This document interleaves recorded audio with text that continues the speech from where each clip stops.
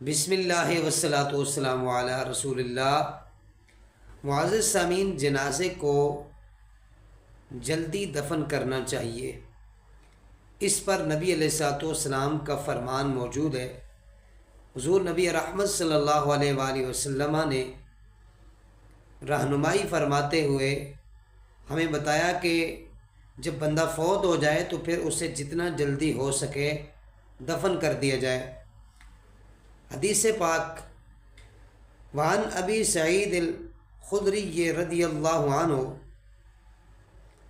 قال كان النبي صلی اللہ علیہ وسلم یقول اذا وضعت الجنازة فاحتملها الرجال على اعناقهم۔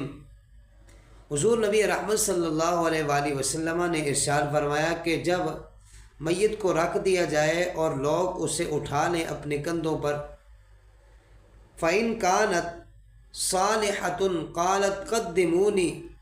حضور نے فرمایا اگر وہ نیک ہوگی میت، وہ مردہ اگر نیک ہے تو فرمایا وہ کہتا ہے قالت قدمونی، وہ کہتی ہے کہ مجھے آگے لے جاؤ، جلدی لے جاؤ مجھے۔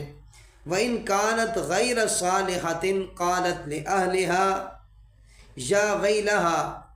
اور اگر میت غیر صالح ہو، نیک نہ ہو، تو پھر وہ کہتی یا ویلہا این تذہبون بہا، ہائے افسوس، اور پھر وہ کہتی ہے کہ مجھے کہاں لے کے جا رہے ہو، این تذہبون بہا، مجھے کہاں لے کے جا رہے ہو۔